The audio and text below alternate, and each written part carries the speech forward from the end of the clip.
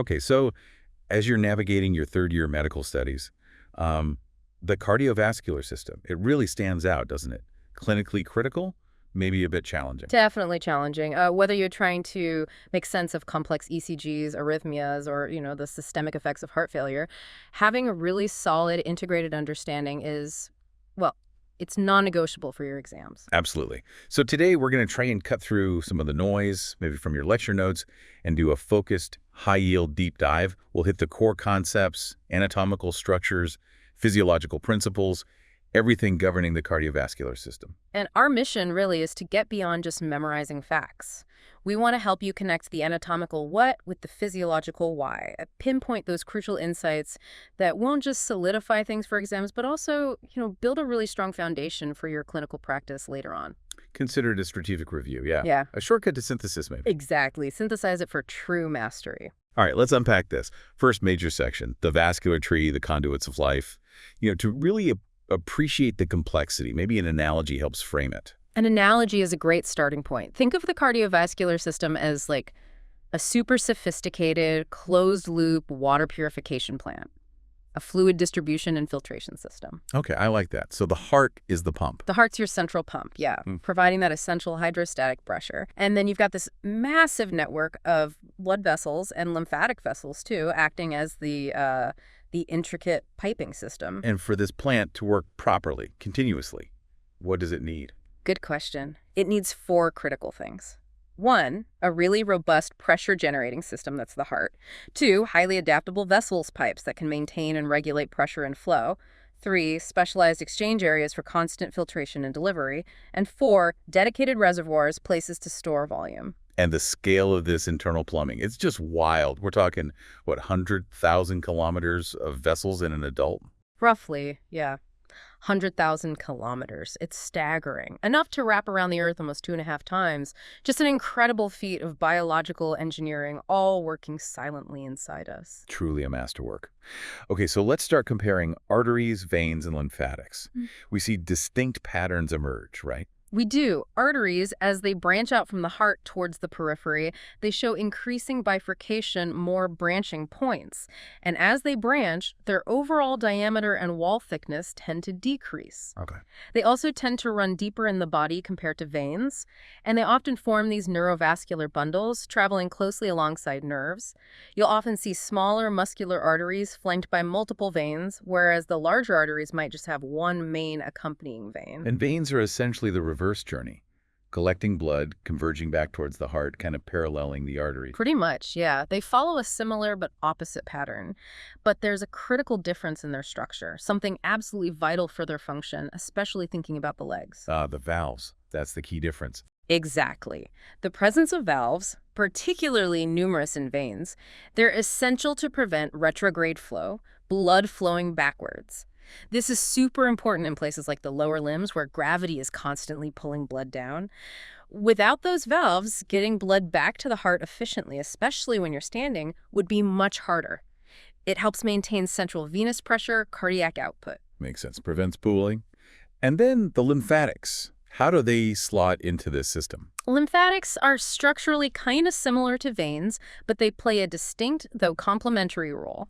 They're also unidirectional one-way streets. Their main job is removing excess interstitial fluid, the fluid hanging out between cells that doesn't get reabsorbed directly back into the capillaries. Okay, so they're like the drainage system for the tissues. Basically, yes. And like veins, they have valves to ensure that one-way flow, stop any backwash. They're anchored to the tissues around them, and crucially, they're dotted with lymph nodes. Immune system checkpoints. Right, critical checkpoints. The lymph fluid gets exposed to immune cells in these nodes before it eventually gets dumped back into the bloodstream. This drainage happens mainly via the thoracic duct and the right lymphatic trunk, entering the vascular system where the internal jugular and subclavian veins meet, so that interstitial fluid gets reintegrated into the blood plasma. That leads us perfectly into the functional classification of vessels, because it's clear, like you said, not all these pipes in our biological plant do the same job. Precisely. Different designs for different roles. First up, let's look at the conducting and distributing vessels. This includes both the elastic and the muscular arteries. Elastic first, the big ones near the heart. Yeah, the elastic arteries, like the aorta itself, the pulmonary arteries, they're close to the heart. Their structure is really rich in elastic fibers. This allows them to stretch and absorb the massive pressure surge during ventricular systole when the heart pumps. And then they recoil. Exactly. During diastole, when the heart relaxes, they recoil. This elastic recoil helps maintain a consistent diastolic blood pressure and smooths out the pulsatile flow, ensuring blood keeps moving forward throughout the arterial system. Other big examples are the brachiocephalic trunk, common carotid, subclavian, common iliac arteries, those major highways. So they're like pressure reservoirs, shock absorbers. Then further downstream, you get the muscular arteries, femoral, axillary, those ones. What's their main gig? Muscular arteries are primarily about distribution, directing blood flow to specific organs or body regions. Their walls are thick with smooth muscle, which gives them really precise control over blood flow through vasoconstriction narrowing the vessel and vasodilation widening it. This allows the body to actively send blood where it's needed most at any given time, vital for regional perfusion. Which takes us to the resistance vessels, mainly the arterioles. Seems like a lot of the physiological action happens here. Oh, absolutely. Arterioles are arguably the most critical players in regulating overall systemic blood pressure and controlling exactly how much blood flows into the downstream capillary beds. Why them specifically? It's their structure. Yeah. Relatively small cross-sectional area combined with a really robust layer of smooth muscle. This lets them generate significant resistance to flow. The degree of contraction in that smooth muscle, we call it tonus, has an enormous, exponential impact on downstream flow and the pressure upstream. So if their tonus is too high. Right. Abnormally high arteriolar tonus is a direct, major contributor to systemic hypertension. Understanding how these tiny vessels work is absolutely fundamental to grasping blood pressure regulation. They're the main resistance points. Precision gatekeepers, fine-tuning delivery. Yeah. Okay, so once blood gets past those arteriolar gates, it enters the exchange vessels. We're talking capillaries, postcapillary venules, maybe those specialized sinusoids. This is where the real work gets done, right? The purpose of the whole system. This is absolutely where the vital work happens. Their primary role is that continuous, crucial exchange. Nutrients, gases, O2, CO2, metabolic waste products. Swapping between the blood and the surrounding interstitial fluid and tissue cells. This is the heart of your purification plant analogy, the actual purification, the delivery zone. And some capillaries, like the glomeruli in your kidneys, are hyper-specialized for rapid filtration. Shows their adaptability. And finally, wrapping up the vessel types, the capacitance vessels, that's mainly the veins. Primarily the veins, yes. Think of these as the system's major storage tanks or reservoirs. Veins have a large internal diameter, the lumen, and relatively thin, compliant walls. This allows them to hold a huge volume of blood. Something like 80% of your total systemic blood volume at any given moment is sitting in your veins. 80%, that's massive. It is. And this large capacity isn't just for storage. It's crucial for ensuring enough blood gets back to the heart-venous return, which directly impacts cardiac output.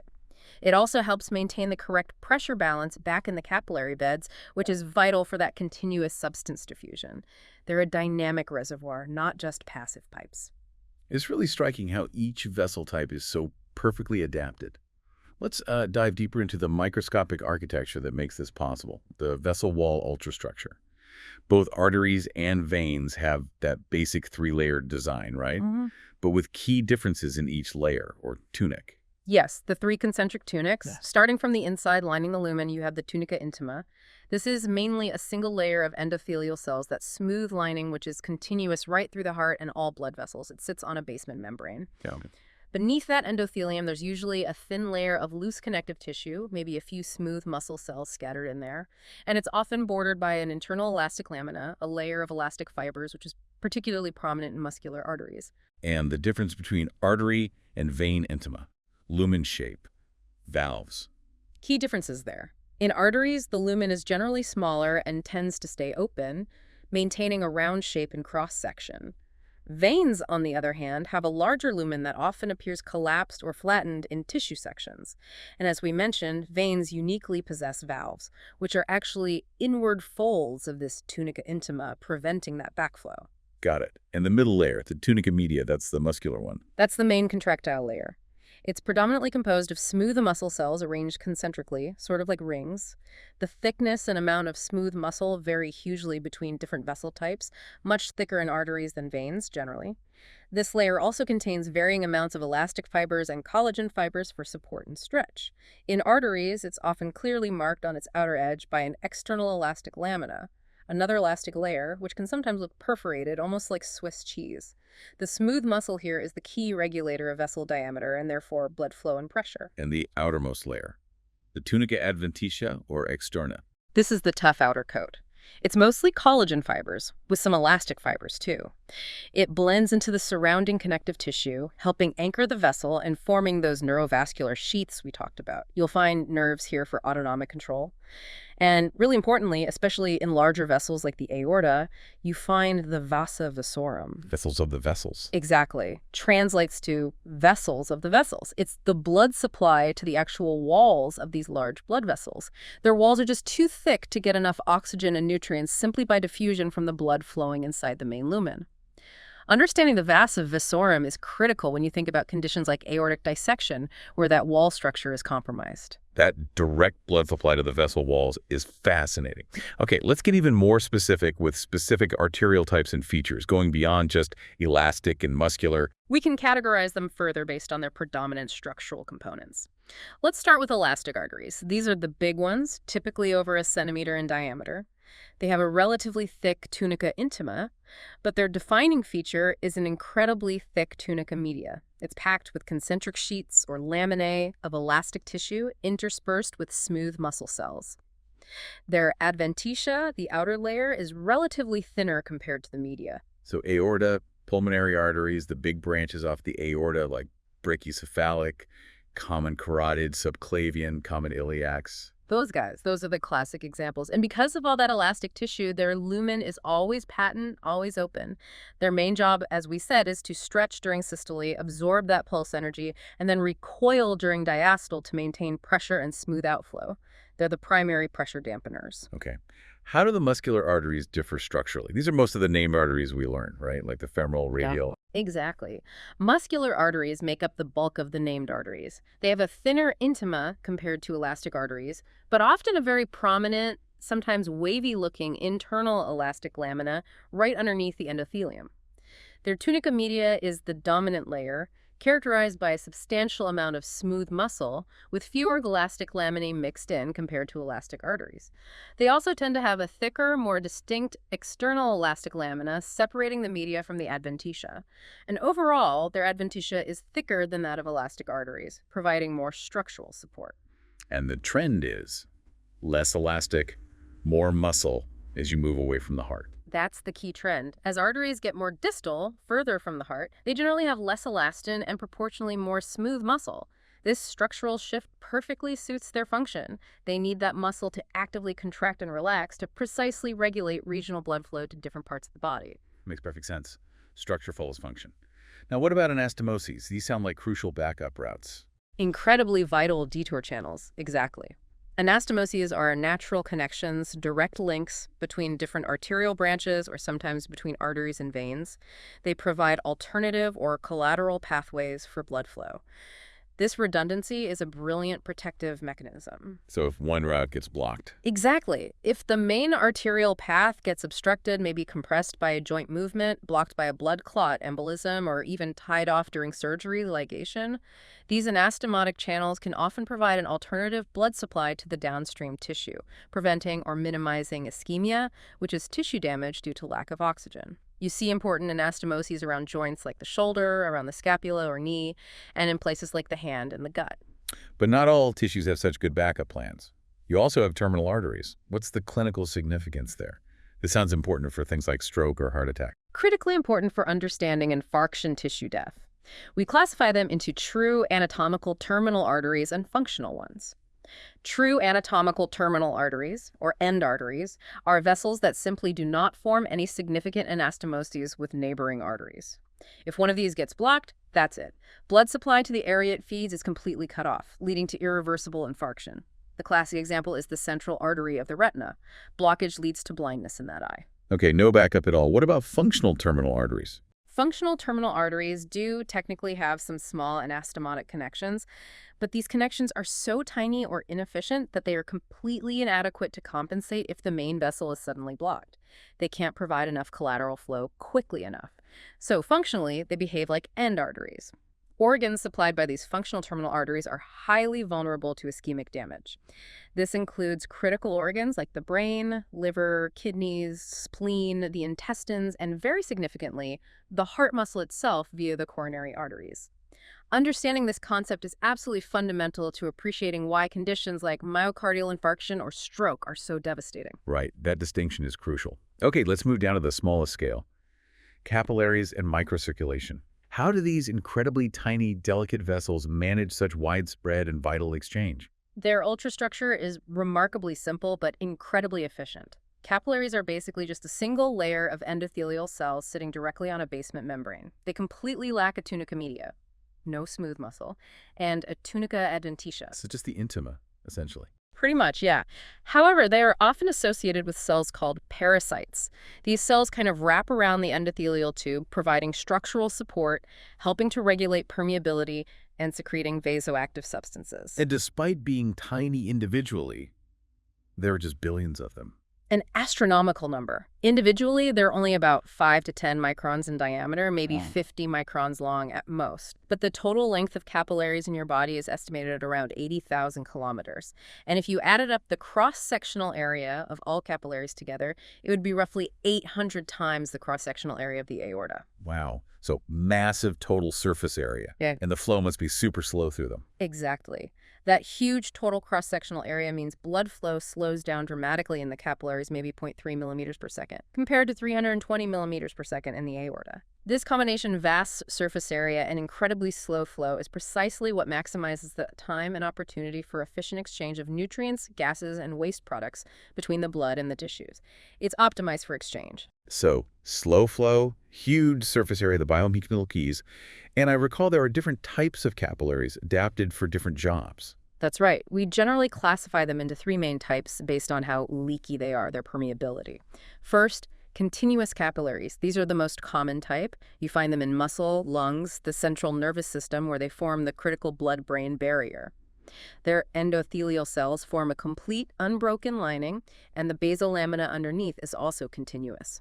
Transport across the wall mainly happens via tiny vesicles, pedocytosis, or through very tight junctions between the cells. Sounds like the most restrictive type. Makes sense for the brain, needing tight control. Exactly. Very selective permeability. Next are fenestrated capillaries. As the name suggests, the endothelial cells in these capillaries have fenestrations, little pores or windows, usually about 60-80 nanometers across. These fenestrations are often covered by a very thin diaphragm, like a screen door. So more permeable than continuous. Yes, they allow for much more rapid passage of fluids and small solutes.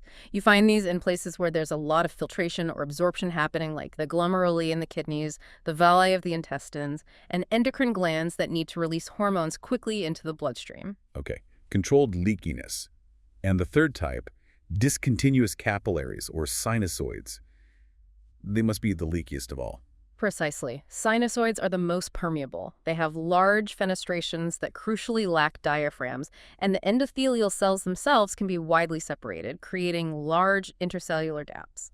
Their basement membrane is often incomplete or absent too. This super leaky structure allows for maximum exchange, even of large molecules like proteins and sometimes even entire cells, between the blood and the surrounding tissue. You find these specialized sinusoids in organs like the liver, spleen, and bone marrow, where this kind of extensive exchange is essential. Given these different capillary types, how is the actual blood flow into these capillary beds regulated right at the micro level? It's finely tuned. Capillary jets typically branch off from arterioles, or slightly larger vessels called meta-arterioles. Right at the origin point where a true capillary branches off, there's often a tiny ring of smooth muscle called a precapillary sphincter. Like a little tap controlling flow into that specific capillary. Exactly like a tap. When this sphincter contracts, it constricts the entrance, reducing or stopping blood flow into that particular capillary.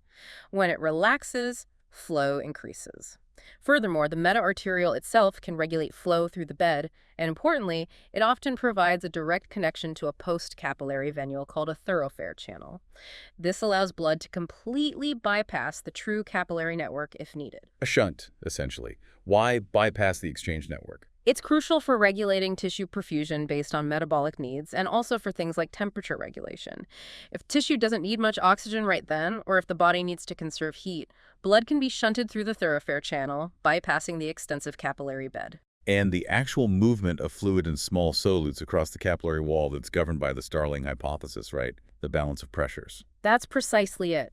The Starling hypothesis describes the balance between hydrostatic pressure, pushing fluid out, and oncotic pressure, pulling fluid in, across the capillary membrane. This dynamic balance dictates net fluid movement and is fundamental to how substances are exchanged. On a broader scale, the overall blood flow into these capillary networks is controlled by signals that cause arterioles to constrict or dilate. For example, vasodilators relax the smooth muscle in arterioles, increasing blood flow into the capillaries downstream. Which, if excessive, could lead to problems like edema. Correct. If vasodilation is significant, or if capillary pressure rises too high for other reasons, the increased flow and pressure can overwhelm the system's ability to pull fluid back in, leading to excessive fluid leakage into the interstitial space that's peripheral edema.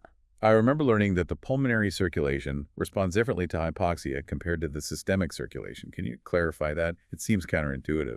It is counterintuitive, but it's a crucial physiological distinction, especially clinically. In the systemic circulation, if a tissue becomes hypoxic, low oxygen, the local arterioles typically vasodilate to increase blood flow and oxygen delivery. But in the pulmonary circulation, which is a low-pressure system, the smooth muscle around the small pulmonary arterioles responds to alveolar hypoxia, low oxygen in the air sacs, by constricting.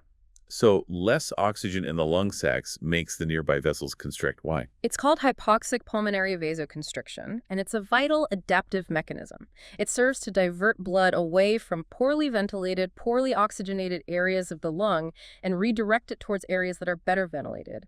This helps optimize the matching of ventilation, airflow, and perfusion, blood flow, maximizing the efficiency of gas exchange for the lungs as a whole. It prevents blood from wasting its time in parts of the lung that aren't getting good oxygen anyway. That makes sense. Shunting blood to where the oxygen is. Okay, let's consider a unique vessel type. Arteriovenous shunts. What are these and where do we find them? Arteriovenous shunts, or AV shunts, are direct connections between an artery and a vein that completely bypass the intervening capillary bed. They offer a high-flow, low-resistance pathway. You find them commonly in specific locations like the skin of the fingertips, the nose, and the lips, and also importantly in erectile tissues, the penis and clitoris. So clearly not for nutrient exchange. What are their main functions? They have very specific roles.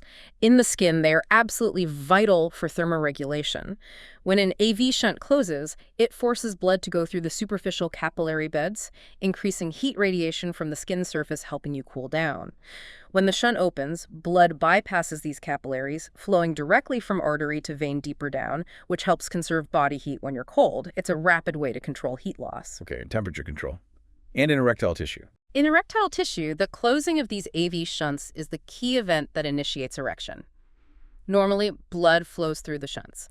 When sexual stimulation occurs, nervous signals cause these shunts to close, forcing the incoming arterial blood into the specialized sinusoidal spaces within the corpora cavernosa. This engorgement with blood causes the tissue to become erect.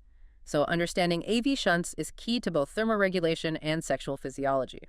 Moving on to veins in detail. Let's start small, right after the capillaries. The postcapillary venules. Right. Postcapillary venules are the smallest venous vessels, very similar initially to capillaries, often lacking a distinct tunica media or adventitia at first. Their endothelium is critically important because it's the primary site where vasoactive agents like histamine and serotonin act to increase vascular permeability during inflammation or allergic reactions. So this is where inflammation really happens at the vessel level. White blood cells getting out. Exactly. This is the main site for white blood cell extravasation, where leukocytes squeeze out of the bloodstream and into the tissues to fight infection or deal with injury. It's also where that increased permeability most readily leads to fluid leakage and the formation of edema. As these venules get larger and converge, They gradually acquire smooth muscle cells and parasites, becoming collecting venules and then muscular venules. Then we get to the veins we typically think of, the named ones. Medium veins. What defines them? Medium veins typically range from about 1 to 10 millimeters in diameter. This category includes most of the named veins you learn, like the radial vein in the forearm, the tibial veins in the leg, the popliteal vein behind the knee. Their most characteristic and clinically crucial feature is the presence of numerous valves. Especially in the lower limbs, right? Against gravity. Most numerous in the lower limbs, yes. These valves, as we said, are folds of the tunica intima that prevent retrograde blood flow. Clinically, these deep veins, particularly in the legs, are infamous as the most common sites for deep vein thrombosis, DVT, blood clot formation. And as you know well from hematology, if a piece of that clot breaks off, it can travel to the lungs and cause a life-threatening pulmonary embolism, PE. So understanding medium veins and their valves is vital. And finally, the biggest ones, the large veins, the major return highways. Large veins are those bigger than 10 millimeters in diameter. Prime examples are the superior and inferior vena cava, SVC and IVC, which drain into the right atrium, and the large veins of the abdominal cavity, like the hepatic portal vein. Structurally, they have a relatively thick tunica intima, a surprisingly thin tunica media, often with just a few layers of smooth muscle, but a very thick and well-developed tunica adventitia. This adventitia is rich in collagen, but also contains significant amounts of elastic fibers and bundles of longitudinal smooth muscle. Longitudinal smooth muscle, that's different. Yeah, it runs along the length of the vessel, thought to help maybe stiffen the wall or influence capacitance. Their lumen is often collapsed in prepared slides, and the three tunics are generally less distinct than in arteries.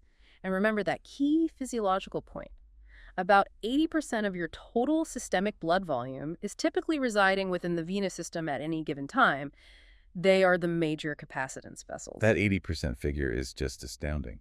Let's touch on some other interesting adaptations of the arteriovenous system that help things work efficiently. One really elegant adaptation, especially in the limbs, is the countercurrent heat exchange system. This often involves an artery being closely bundled together with two or more accompanying veins, called venae committantes, within a common neurovascular sheath. How does that help with heat? As warm arterial blood flows down the limb away from the body core, heat passively diffuses across the small distance within the sheath to the cooler venous blood returning from the periphery. This progressively warms the venous blood as it travels back towards the core. It's a biological heat exchanger, basically. It minimizes heat loss from the arterial blood to the environment and helps maintain core body temperature. Very efficient. Clever passive design. What else aids venous return, especially uphill against gravity? There's also something called the arteriovenous pump. The pulsations within the artery, especially when it's tightly bundled with veins in that sheath, can mechanically compress and flatten the adjacent veins. This rhythmic compression helps propel venous blood towards the heart.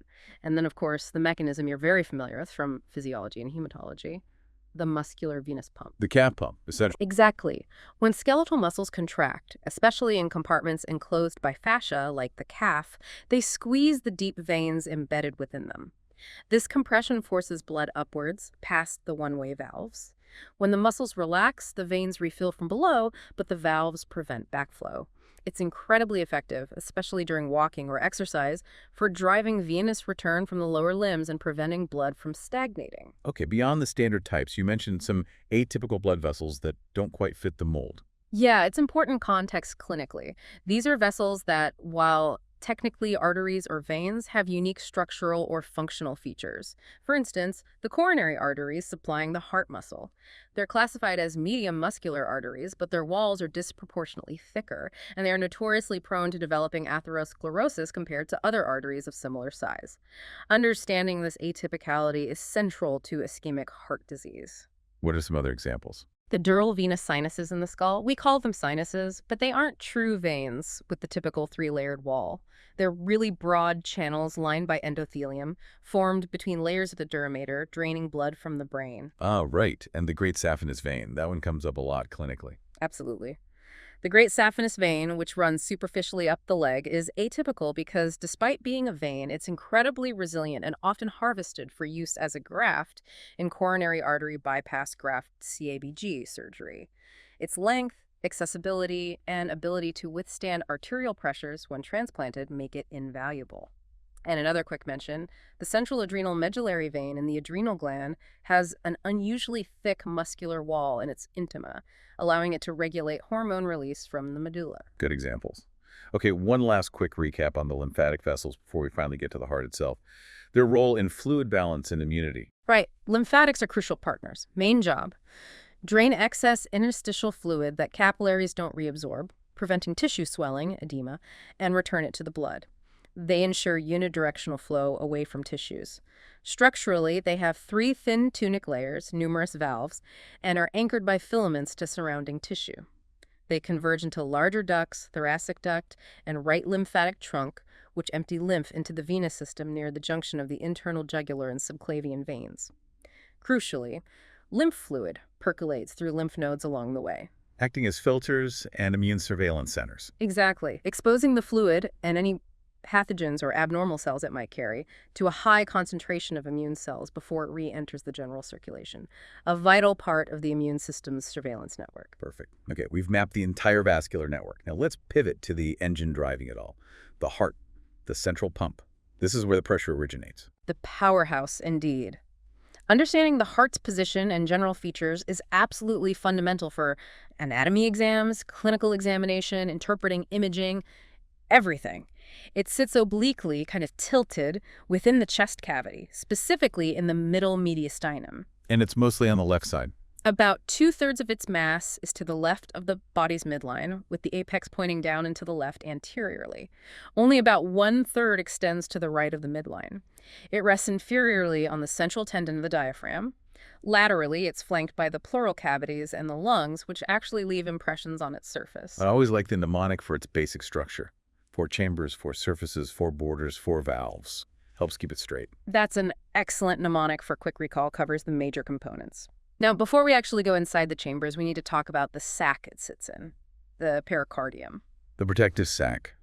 But it's more than just a wrapper, isn't it? What are its key functions? Oh, absolutely critical. The pericardium is this fibrous serous membrane that encloses the heart and the roots of the great vessels. Aorta, pulmonary trunk, vena cava. It forms a closed sac with several vital functions. It prevents the heart from overfilling acutely by limiting how much it can stretch. It provides a crucial low-friction environment. The pericardial fluid allows the heart to beat constantly without rubbing against adjacent structures, and it helps anchor the heart in position within the mediastinum, limiting excessive movement. And it has layers, right?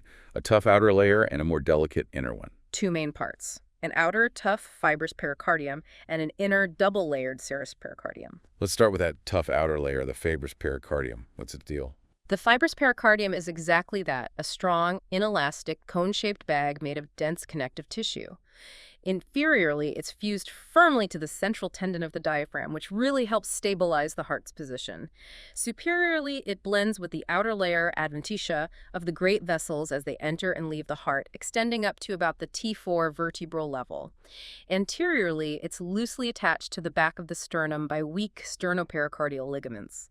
Its key feature is that it's unyielding. It doesn't stretch easily. This acts as a physical barrier, preventing the heart chambers from dilating too much too quickly, which helps maintain cardiac efficiency. Okay, tough outer shell. And inside that, the 2 layers of the serous pericardium. Yes. Lining the inner surface of the fibrous pericardium is the parietal layer of the serous pericardium. It's a smooth membrane, basically mesothelium. Well, Then, at the roots of the great vessels, this parietal layer reflects back onto the surface of the heart itself, adhering tightly to it. This reflected layer is the visceral layer of the serous pericardium. and the visceral layer is the epicardium. Exactly. The visceral layer of the serous pericardium is the epicardium, the outermost layer of the actual heart wall. And the space between the parietal and visceral layers, the pericardial space, it's usually just a potential space, but clinically very important. Critically important. Normally, this potential space contains just a thin film of serous fluid, maybe 1550 milliliters. This fluid acts as a lubricant, allowing the parietal and visceral layers to glide smoothly over each other as the heart beats, eliminating friction. But this space can fill with excess fluid, blood, pus, inflammatory exudate in various conditions. If that fluid accumulates rapidly or in large amounts, it leads to cardiac tamponade. where the fluid compresses the heart. Exactly. The unyielding fibrous pericardium doesn't allow outward expansion, so the increasing fluid pressure compresses the heart chambers, severely limiting their ability to fill with blood during diastole. This drastically reduces cardiac output and can be rapidly fatal if not treated urgently. And during development, the way the heart tube folds creates some unique spaces within the pericardial cavity, the pericardial sinuses. That's right. There are two main ones formed by the reflections of the serous pericardium around the great vessels, the transverse and oblique pericardial sinuses. The transverse sinus is a horizontal passage located posterior to the ascending aorta and pulmonary trunk and anterior to the superior vena cava and the pulmonary veins. And that one's surgically important. Hugely important surgically. A surgeon can pass a finger, or more practically a surgical clamp or ligature, through the transverse sinus. This allows them to temporarily clamp off the aorta and pulmonary trunk during cardiac surgery, like for valve replacement or bypass grafting, enabling procedures on a non-beating, bloodless heart connected to a heart-lung machine. A critical landmark for isolating the great arteries. What about the oblique sinus? The oblique sinus is more like a blind pouch, a cul-de-sac. It's situated posterior to the left atrium, bounded anteriorly by the left atrium, and posteriorly by the fibrous pericardium itself. It's kind of tucked in behind the heart, bordered laterally by the reflections around the pulmonary veins and IVC. Surgically, it allows a surgeon to gently lift the apex of the heart upwards and forwards, providing better access to the posterior surface of the heart if needed. Okay, now let's briefly touch on some common pericardial pathologies that students need to know. Right.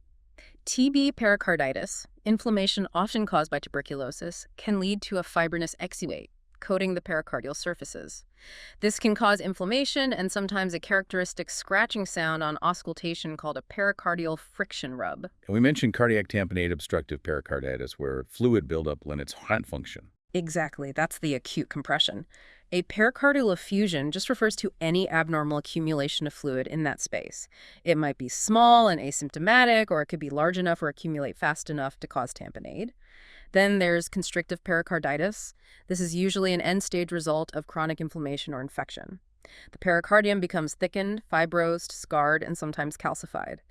It essentially encases the heart in a rigid shell, severely restricting diastolic filling and leading to symptoms very similar to chronic heart failure. And the procedure to drain that fluid. Pericardiocentesis, that's inserting a needle, usually under ultrasound guidance, through the chest wall into the pericardial sac to aspirate the excess fluid, primarily done to relieve tamponade. Quick dip on pericardial blood supply and innervation. Where does it come from? The main blood supply is from the pericardiacophrenic arteries. These are notable because they branch off the internal thoracic arteries and travel alongside the phrenic nerves down to the diaphragm, giving branches to the pericardium along the way.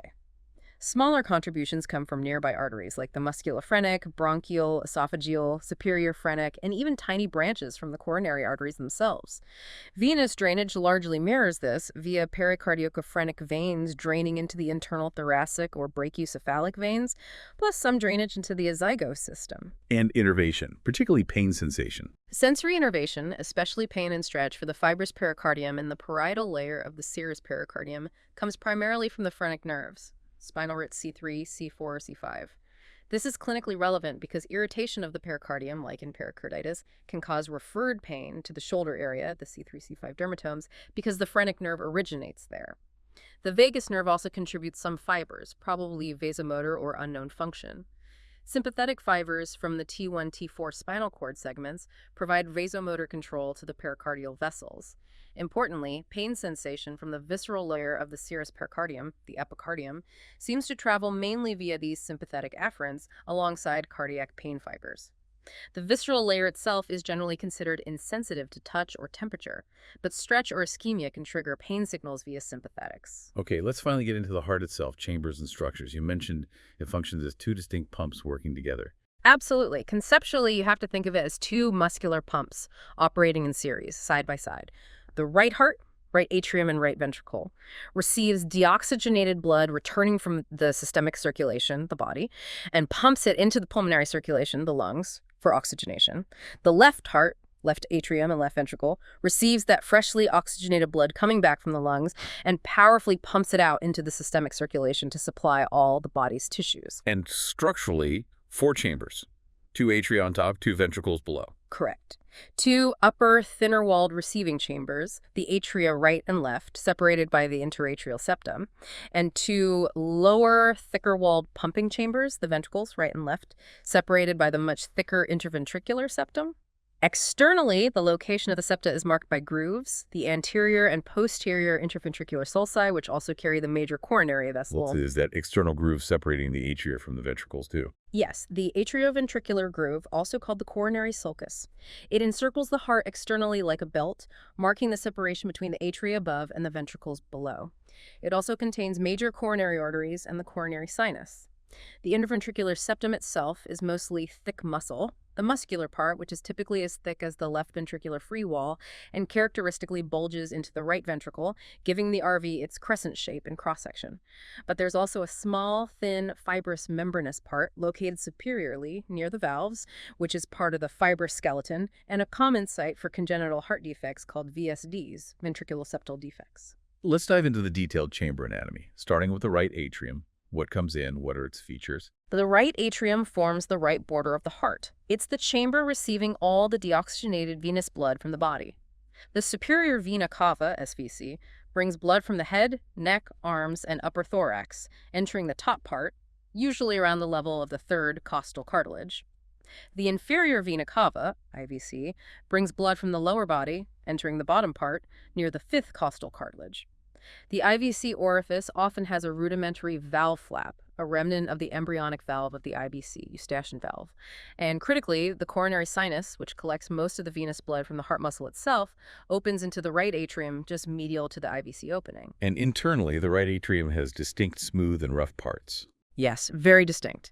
The posterior part, where the vena cavae and coronary sinus enter, is smooth-walled. This area is called the sinus venorum, reflecting its embryonic origin from the sinus venosus. In contrast, the anterior wall, and especially the inner surface of the right auricle, is rough, marked by prominent parallel muscular ridges called pectinate muscles, like the teeth of a comb. These two regions are separated internally by a smooth muscular ridge running vertically, the crista terminalis. Externally, this ridge corresponds to a shallow groove, the sulcus terminalis. And the right auricle, that little ear-like flap. The right auricle is a conical muscular pouch that extends anteriorly from the main body of the right atrium, kind of overlapping the root of the aorta. Its interior is also lined with pectinate muscles. It essentially functions as an expandable reserve chamber, allowing the atrium to accommodate larger volumes of blood during times of increased venous return without excessively raising atrial pressure. And looking at the wall separating the right and left atria, the interatrial septum, we see that remnant of fetal circulation. Exactly. On the septal wall of the right atrium, you find the fossa ovalis.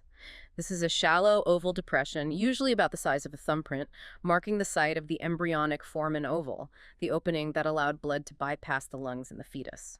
The fossa ovalis is typically bordered superiorly and anteriorly by a distinct rim or margin called the limbus of the fossa ovalis. Finally, blood exits the right atrium and flows into the right ventricle through the large right atrioventricular orifice, which is guarded by the tricuspid valve. Okay, into the right ventricle. This forms most of the front surface of the heart, pumping blood to the lungs at lower pressure than the left side. Correct. The right ventricle, RV, forms the largest part of the anterior sternocostal surface of the heart.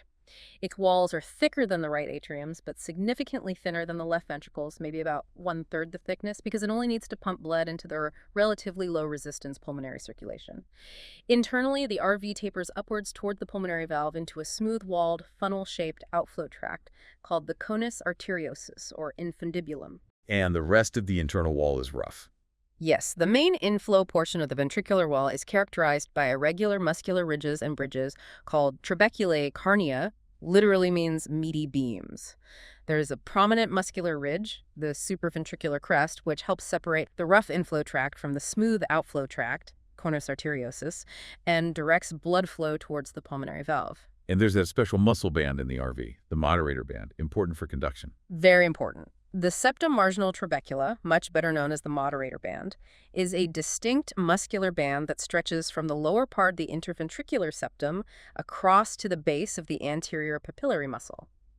Its clinical significance lies in the fact that it carries the right branch of the AV bundle, part of the heart's electrical conduction system, directly to the anterior papillary muscle. This ensures that the papillary muscle starts contracting slightly before the rest of the ventricular wall, helping to tense the valve leaflets just before peak pressure hits. Clever timing mechanism. And the papillary muscles themselves. The RV typically has three papillary muscles. The anterior, usually the largest, the posterior, and the septal, smallest, arising from the septum. These conical muscle projections anchor the thin, fibrous cords called chordae tendineae, which attach to the free edges and ventricular surfaces of the three cusps of the tricuspid valve, preventing them from prolapsing back into the right atrium during ventricular contraction. And remember, the interventricular septum forms the medial wall, mostly muscular but with that small membranous part superiorly. Got it. Let's swing over to the left side. The left atrium receives oxygenated blood, forms the back of the heart mostly. The left atrium LA forms most of the base posterior surface of the heart. Its walls are slightly thicker than the right atrium's, reflecting the slightly higher pressure it handles. The main posterior part of its internal surface is predominantly smooth. This is where the four pulmonary veins, usually two superior and two inferior, from both the right and left lungs enter, bringing freshly oxygenated blood back from the pulmonary circulation. Notably, these veins have no valves at their entrance into the LA. And the left auricle. Similar to the right one. It has a left auricle, also a muscular appendage extending anteriorly, typically overlapping the root of the pulmonary trunk. Its inner surface does contain pectinate muscles, similar to the right auricle, but maybe finer. Clinically, the left auricle is quite significant because its somewhat irregularly trabeculated surface can be a site where blood stagnates, particularly in conditions like atrial fibrillation or mitral valve stenosis. This stasis significantly increases the risk of thrombus clot formation within the auricle. If these clots break loose, they enter the systemic circulation and can cause strokes or other embolic events. A potential source of emboli. Okay. What about the interatrial septum from the left side?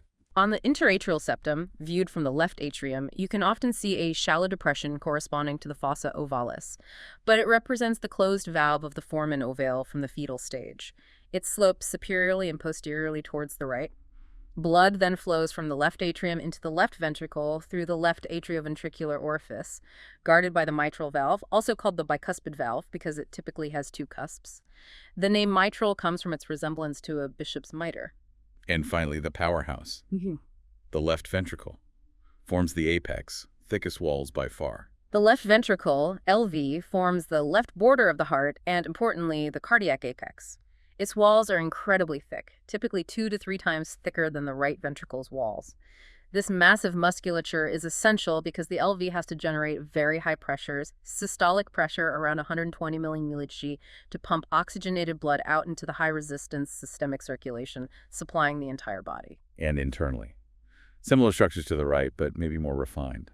Yes, the internal surface is also lined with trabeculae carneae, but they tend to be finer and more numerous than in the RV.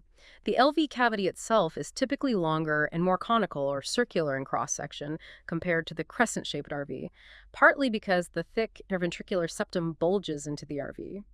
The LV has 2 large papillary muscles, an anterior and a posterior, which are generally larger and more robust than those in the RV. They attach via strong chordae tendineae to the 2 cusps of the mitral valve. The smooth-walled outflow tract leading up to the aortic valve is called the aortic vestibule. That detailed anatomy is crucial. Now, underpinning the valves and separating the chambers electrically is the fibrous skeleton of the heart. What's it made of, and what does it actually do? The fibrous skeleton is a really critical, often underappreciated framework within the heart. It's composed primarily of dense, irregular connective tissue, mostly collagen. It forms 4 main fibrous rings, or annuli fibrosi, that's around the orifices of the 4 heart valves: mitral, tricuspid, aortic, pulmonary. So they anchor the valves. Exactly. They provide firm attachment points for the bases of the valve leaflets, or cusps. This structural support is vital. It maintains the shape and integrity of the valve orifices, preventing them from stretching out, dilating under pressure, or collapsing during the cardiac cycle, which would cause the valves to leak, regurgitation. These rings are interconnected by thickened areas called fibrous trigones, and they merge with the membranous part of the interventricular septum and the interatrial septum, forming a unified central fibrous body. So it's a structural scaffold. But you also mentioned it's crucial for the heart's electrical system. It acts as an insulator. That's its other absolutely critical function. The fibrous skeleton acts as an electrical insulator, effectively separating the muscular tissue of the atria from the muscular tissue of the ventricles. This electrical separation is vital because it ensures that the electrical impulses that initiate contraction in the atria cannot spread randomly and directly down into the ventricles. Instead, the impulse must pass through a specific controlled pathway, the atrioventricular AV bundle or bundle of His, which deliberately penetrates the fibrous skeleton at only one point. Why is that controlled pathway so important? It ensures coordinated contraction. The atria contract first, pushing blood into the ventricles. Then, after a slight delay at the AV node, the impulse passes through the AV bundle to the ventricles, causing them to contract and pump blood out to the lungs and body. This sequential, coordinated pumping is essential for cardiac efficiency. Without the insulating fibrous skeleton, the heart would likely fibrillate chaotic, uncoordinated contractions. Okay, let's quickly recap the layers of the heart wall. We can draw parallels to the vessel tunics, right? Endocardium, myocardium, epicardium. Absolutely. Innermost is the endocardium. This is the smooth, thin lining of the heart chambers and valves, essentially the heart's endothelium. It's continuous with the endothelium lining all the blood vessels, providing that crucial smooth surface for blood flow. It consists of the endothelial layer itself, plus a thin layer of subendothelial connective tissue containing elastic and collagen fibers. The specialized Purkinje fibers of the conduction system actually lie just deep to the endocardium. Clinically, the endocardium is important in conditions like infective endocarditis, infection of this layer, and is also where thrombus can form, especially on damaged valves or surfaces. And the middle muscular layer, the engine. That's the myocardium. This is the thickest layer by far, composed primarily of cardiac muscle cells, cardiomyocytes, arranged in complex, swirling helical layers. This is the contractile tissue, the powerful pump responsible for generating the force to eject blood.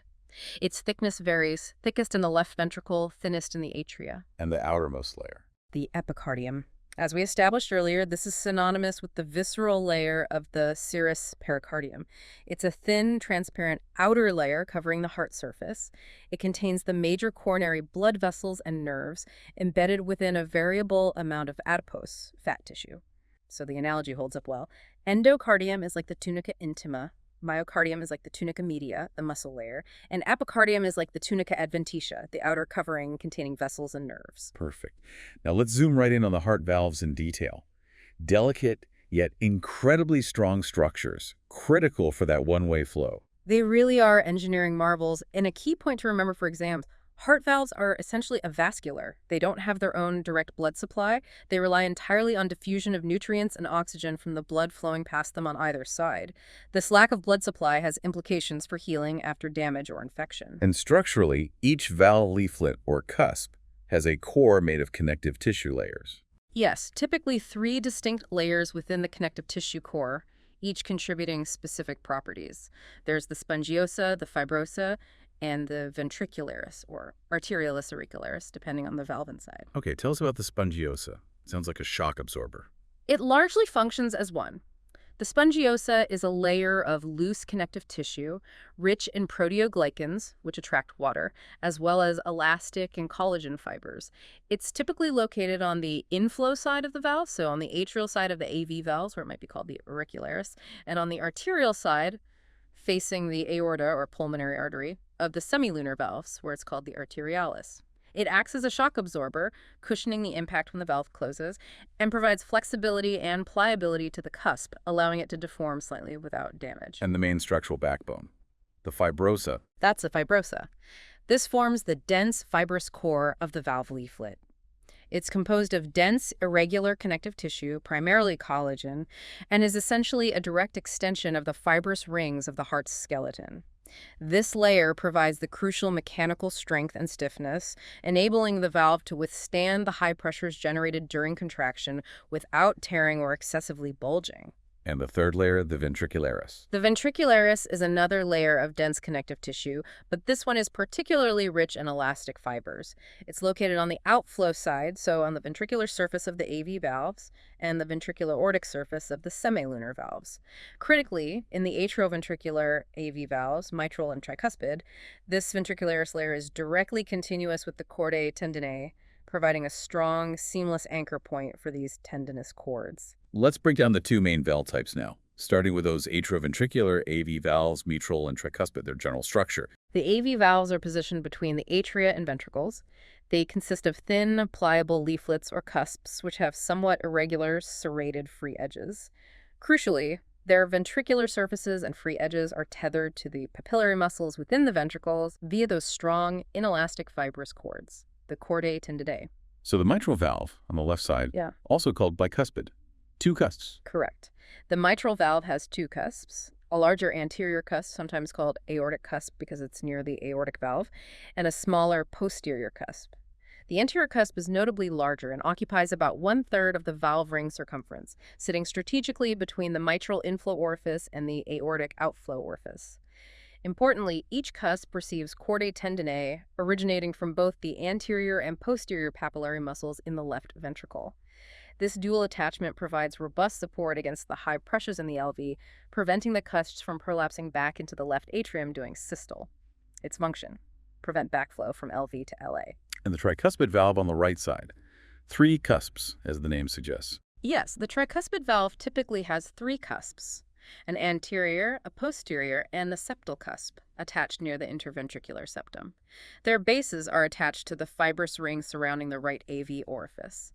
Like the mitral valve, chordae tendineae connect these cusps to the three papillary muscles in the right ventricle: anterior, posterior, septal.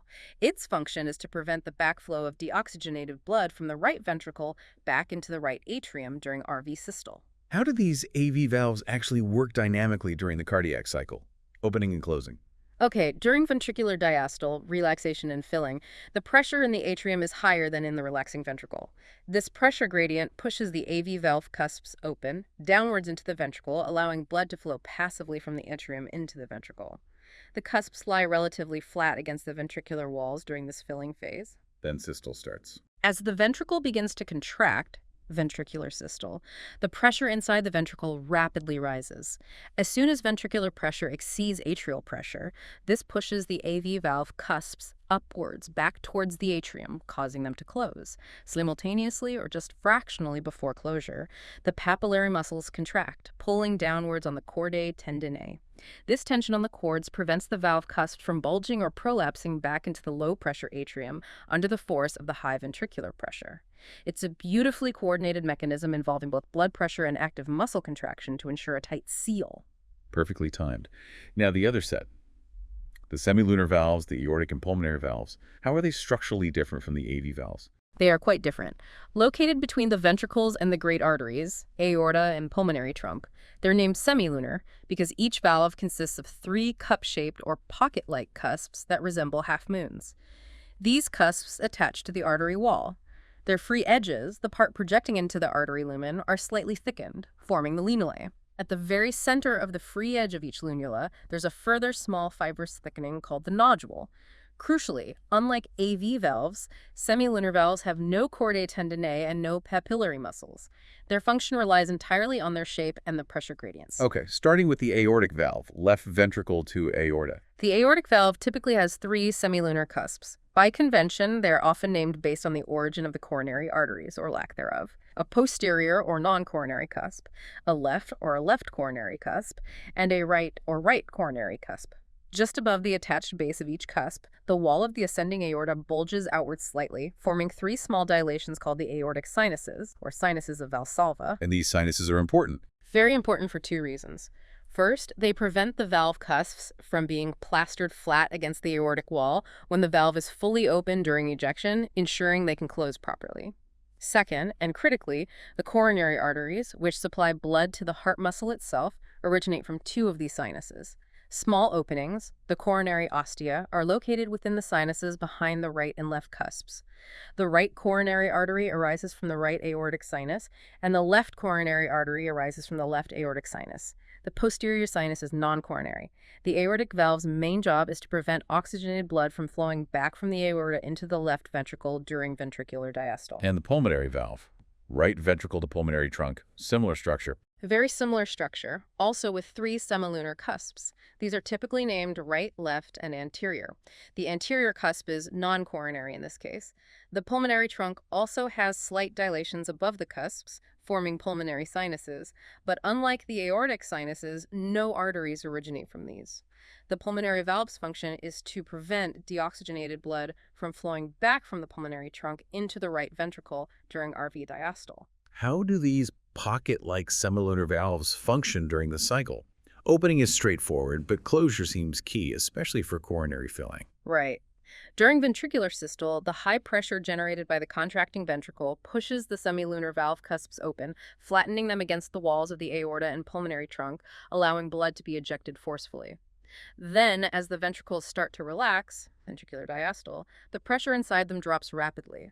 The pressure in the aorta and pulmonary trunk, which are now filled with blood and elastically recoiling, becomes higher than the ventricular pressure. This pressure difference causes blood to momentarily try to flow backwards toward the ventricles. And the cusps catch that backflow. Exactly. This retrograde flow immediately fills the pocket-like cusps of the semilunar valves, snapping them shut firmly in the midline. This closure produces the second heart sound, S2, the dub sound. In the aorta, this brief backflow and the trapping of blood in the aortic sinuses is absolutely vital because it's precisely during diastole, when the aortic valve is closed, that blood flows from the aortic sinuses into the coronary ostia, perfusing the heart muscle itself. Coronary artery filling predominantly occurs during diastole. Okay, fantastic detail. Let's synthesize all this now and look at the cardiac cycle, blood flow dynamics, and regulation. This is where anatomy meets physiology head-on. A critical connection for understanding function and dysfunction. It might help to quickly revisit the heart's orientation in the chest using its surfaces and borders, imagining it as that tipped pyramid, useful for clinical exams. Right, the pyramid analogy, so the borders which chambers form them again. Okay, the right border, viewed from the front, is formed entirely by the right atrium. The inferior border, which rests on the diaphragm, is formed mostly by the right ventricle, with the left ventricle contributing near the apex. The apex itself, that pointy bottom left tip, is formed entirely by the left ventricle. The left border is an oblique line formed mainly by the left ventricle, with the left auricle peeking out at the top. And the superior border is where the great vessels emerge, largely formed by the right and left atria and their auricles. And the surfaces that these borders define. The anterior surface, facing the sternum and ribs, sternocostal surface, is primarily the right ventricle. The inferior surface, resting on the diaphragm, diaphragmatic surface, is formed by both ventricles, roughly 1/3 right ventricle and 2/3 left ventricle. The right pulmonary surface, facing the right lung, is the right atrium. The left pulmonary surface, facing the left lung, is predominantly the left ventricle. And the base, or posterior surface, is mainly formed by the left atrium, receiving the pulmonary veins. This posterior surface is closely related to the esophagus, descending aorta, and trachea behind it in the mediastinum. All this positioning becomes super practical when we think about surface anatomy for auscultation, listening to heart sounds. Since the heart's tilted, the best places to listen aren't directly over the valves themselves, right? Exactly. This is high yield for practical exams and clinical practice. Because of the heart's oblique position, that 13 right, 23 left tilt, and the way sound travels through the blood and tissues, the optimal places to put your stethoscope to hear each valve most clearly are slightly offset from their true anatomical location. We listen downstream from the valve in the direction of blood flow. Can you walk us through those standard auscultation points? Sure. For the pulmonary valve, you listen at the second or third left intercostal space, right next to the sternum, left sternal border. For the aortic valve, you move across to the second right intercostal space, right next to the sternum, right sternal border. For the mitral valve, you go down to the fifth left intercostal space in the midclavicular line. This corresponds to the apex beat, where the LV is closest to the chest wall. And for the tricuspid valve, the best spot is typically lower down along the left sternal border, often in the fourth or fifth intercostal space, sometimes even over the xiphoid process. Knowing these sites is essential for differentiating normal S1 and S2 sounds from abnormal sounds like murmurs, gallops, or rubs, and figuring out which valve might be involved. Perfect. Now, the heart itself is a hardworking muscle. It needs its own dedicated blood supply. Let's talk coronary arteries. Absolutely vital. The coronary arteries supply oxygenated blood exclusively to the myocardium, the heart muscle, and the epicardium, the outer surface. The innermost layer, the endocardium, gets most of its nutrients directly by diffusion from the blood inside the chambers, plus maybe some tiny vessels. The two main coronary arteries, the right and the left, branch off the very beginning of the ascending aorta. Right from those aortic sinuses we talked about. Exactly. They originate from small openings, the coronary ostia, located within the right and left aortic sinuses, just above the aortic valve cusps. They then run on the surface of the heart, mostly nestled within the atrioventricular and interventricular grooves, sulci, usually embedded in protective epicardial fat. Okay, starting with the right coronary artery, RCA. Where does it go? What does it usually supply? The RCA emerges from the right aortic sinus, passes between the right auricle and the pulmonary trunk, and then descends in the right AV groove, curving around the posterior aspect of the heart. Key branches typically include small atrial branches, often the sinoatrial nodal artery, supplying the SA node pacemaker in about 60% of people, the right marginal artery, which runs down the right ventricle's margin, supplying its wall, usually the crucial atrioventricular AV nodal artery, supplying the AV node in around 90% of individuals, very important. And commonly, it continues posteriorly to give rise to the posterior interventricular artery, PDA, also called the posterior descending artery. And if the PDA comes from the RCA, that's right, dominant. Correct. In about 2/3, 67% of people, the PDA arises from the RCA, defining a right dominant circulation. The PDA runs down the posterior interventricular groove, supplying the posterior third of the interventricular septum and adjacent parts of both ventricular walls.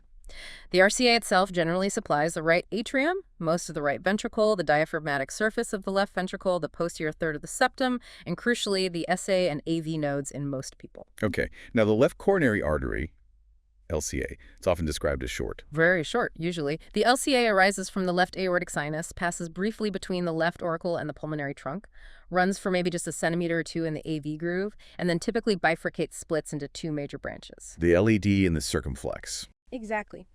The two main terminal branches are the anterior interventricular artery, AIVA, universally known clinically as the left anterior descending LAD artery, and the circumflex branch, CX. The LAD runs down the anterior interventricular groove towards the apex, supplying the anterior 2/3 of the interventricular septum, including the AV bundle branches within it, the anterior wall of the left ventricle, and much of the apex. It's often called the widowmaker because blockage here affects such a large critical area of the LV. The circumflex artery wraps around to the left in the AV groove, supplying the left atrium and the posterior and lateral walls of the left ventricle. It might also give rise to marginal branches. The LCA generally supplies the left atrium, most of the left ventricle, the anterior 2/3 of the septum, and sometimes the AV node if the circulation is left dominant, about 15% of people, or codominant, where both RCA and CX contribute to the PDA. Understanding these supply territories is key for linking ECG changes during a heart attack to the specific artery that's blocked. Absolutely vital clinical correlation. So that's the supply in. What about the cardiac veins draining the deoxygenated blood out of the heart muscle? Most of the venous blood from the heart muscle collects into a large venous channel called the coronary sinus. This is a wide vein that lies in the posterior part of the atrioventricular groove, essentially mirroring the path of the circumflex artery. It receives several tributaries and then drains directly into the right atrium, opening near the tricuspid valve between the IVC opening and the AV orifice. What are its main tributaries? Do they run with the arteries? Yes, they generally run alongside the major arteries. The main tributaries emptying into the coronary sinus are the great cardiac vein, runs with the LAD up the front, then curves around with the circumflex. The middle cardiac vein runs with the PDA up the back, and the small cardiac vein runs with the right marginal artery. There are also anterior cardiac veins that drain the front of the right ventricle directly into the right atrium, bypassing the coronary sinus. And lastly, there are tiny, numerous veins called the venae cordis minime, or Thebesian veins. Thebesian veins. What's special about them? They're unique because these very small veins originate within the heart walls, myocardium, and open directly into all four chambers of the heart, mostly the right atrium and ventricle, but some into the left side too. This means a tiny amount of deoxygenated blood gets shunted directly into the oxygenated blood on the left side, contributing to the normal slight physiological difference between oxygen saturation in the pulmonary veins and the systemic arteries. Interesting detail. Okay, let's talk control. How is the heart's rate and strength regulated? The autonomic innervation of the heart. The heart has its own intrinsic rhythm set by the SA node, but its rate and the force of its contractions are constantly modulated by the autonomic nervous system, ANS, to meet the body's needs. This control happens via a complex network of nerves called the cardiac plexus. It's located strategically near the base of the heart, posterior to the aortic arch and pulmonary trunk bifurcation, and anterior to the tracheal bifurcation. It has superficial and deep parts and contains a mixture of parasympathetic vagus nerve and sympathetic nerve fibers, along with visceral afferent sensory fibers. These fibers distribute widely to the SA node, the AV node, the atrial and ventricular myocardium, and the coronary arteries. So what are the specific effects of the sympathetic fibers? Speed things up. Primarily, yes. Sympathetic stimulation comes from postganglionic fibers originating in the cervical and upper thoracic sympathetic chain ganglia, T1, T6 levels. These fibers travel via cardiopulmonary splanchnic nerves to the heart. Activation releases noradrenaline, norepinephrine. The effects are increased heart rate, positive chronotropy, acting on the SA node, increased speed of conduction through the AV node, positive dermotropy, increased force of contraction of both atrial and ventricular muscle, positive enotropy, and generally vasodilation of coronary arteries to increase blood flow to the harder working heart muscle, though this is complex and also influenced by local metabolites.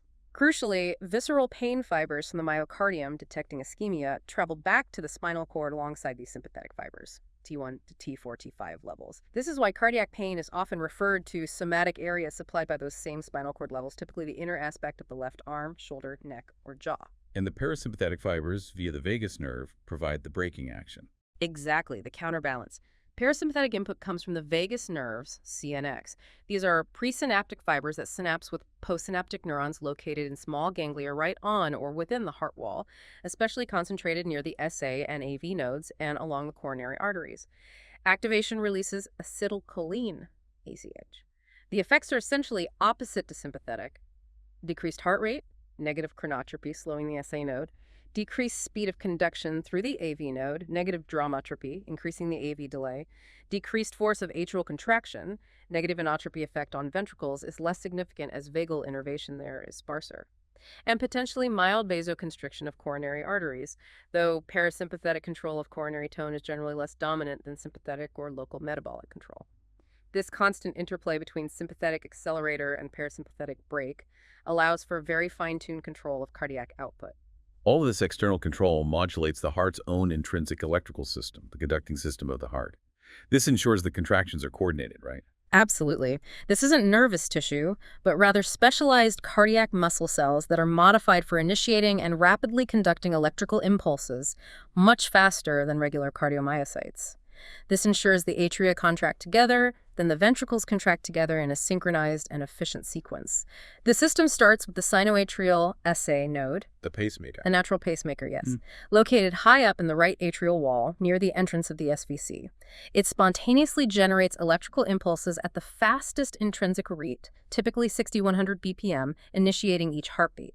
From the SA node, the impulse spreads rapidly through the atrial muscle via specialized internodal pathways and gap junctions, causing atrial contraction, and reaches the atrioventricular AV node. Located near the AV junction, and this is the critical delay point. Yes, the AV node sits in the interatrial septum, just above the attachment of the septal cusp of the tricuspid valve, near the opening of the coronary sinus. It's the only normal electrical pathway connecting the atria to the ventricles, thanks to that insulating fibrous skeleton.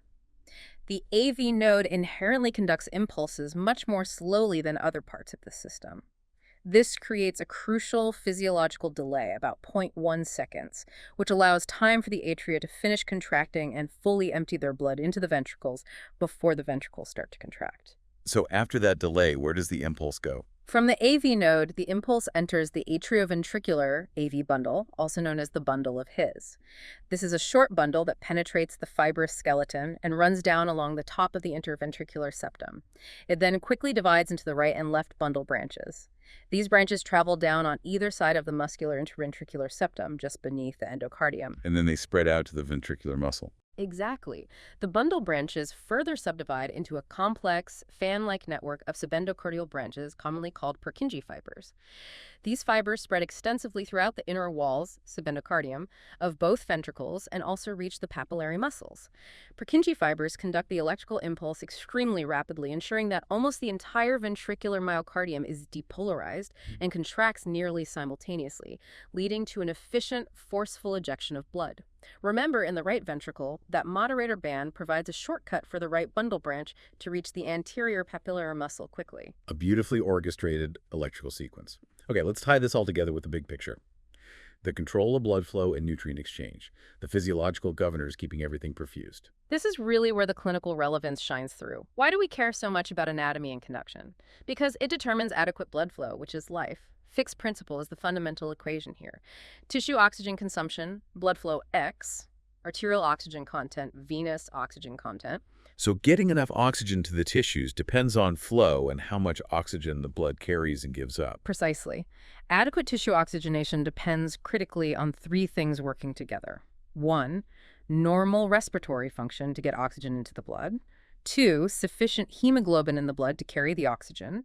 And 3, a functioning cardiovascular system to deliver that oxygenated blood, effectively meaning adequate blood flow. And if any of those fail, symptoms appear. Right. If you have impaired lungs, severe anemia, or cardiovascular dysfunction causing poor blood flow, tissue oxygen utilization drops. Clinically, this manifests as symptoms you'll see constantly: dizziness or lightheadedness from reduced brain perfusion, fainting, syncope if it's severe, shortness of breath, dyspnea, maybe from tissue hypoxia or fluid backing up in the lungs. So understanding what determines blood flow is absolutely critical for diagnosing and managing patients. How do we quantify the determinants of blood flow? You mentioned Ohm's law earlier. Yes, adapting Ohm's law, voltage equals leads to resistance, to fluid dynamics gives us the core relationship. Pressure gradient, ABP, blood flow, Q, AP, resistance, R. Rearranging this gives the fundamental equation for flow. Blood flow, Q, pressure gradient, AP, resistance, R. So flow depends on the pressure difference driving it and the resistance opposing it. How does that apply systemically? For the entire systemic circulation, blood flow is equivalent to cardiac output, CO. The pressure gradient is the difference between the pressure leaving the left ventricle, approximated by mean arterial pressure, MAP, and the pressure entering the right atrium, right atrial pressure, RP, which is normally close to 0. The resistance is the total systemic vascular resistance, SVR. So the equation becomes CO, MAP, REP, SVR. And quick refreshers, MAP calculation, CO calculation. Mean arterial pressure, MAP, is estimated as diastolic BP plus 13, systolic BP, diastolic BP, or simply diastolic BP plus 13 pulse pressure. It reflects the average pressure driving blood flow throughout the cardiac cycle. And cardiac output, CO, is the volume pumped per minute, calculated as stroke volume SV, volume per beat, ECK heart rate, HR, beats per minute. Core concepts you need to know cold. Let's talk about the pressure gradients across circulation. Huge difference between the systemic and pulmonary sides, right? Massive difference, reflecting their different functions and resistances. The systemic circulation, powered by the strong left ventricle, is a high-pressure, high-resistance system. LV pressure swings from maybe 8 mmHg diastole to 120 mmHg systole. Aortic pressure is typically 2080 mmHg. Blood returns to the right atrium at around 0 to 5 mmHg. So the mean pressure gradient driving systemic flow, MAP-RAP, is roughly 90-100 mmHg. Pulmonary side, much lower. Much, much lower. The pulmonary circulation is a low-pressure, low-resistance system. The right ventricle only needs to generate a systolic pressure of about 25 mmHg. Diastolic maybe 0.5 mmHg. Pulmonary artery pressure is typically 2,510 mmHg. Blood returns to the left atrium at around 812 mmHg. So the mean pressure gradient driving pulmonary flow is only about 10-15 mmHg. This low pressure is crucial to prevent fluid from being forced out of the pulmonary capillaries into the air sacs, pulmonary edema. That significant drop in pressure across the systemic circuit from 12 to 80 in the aorta down to near 0 in the RA, where does most of that pressure dissipation actually happen? It's a progressive drop.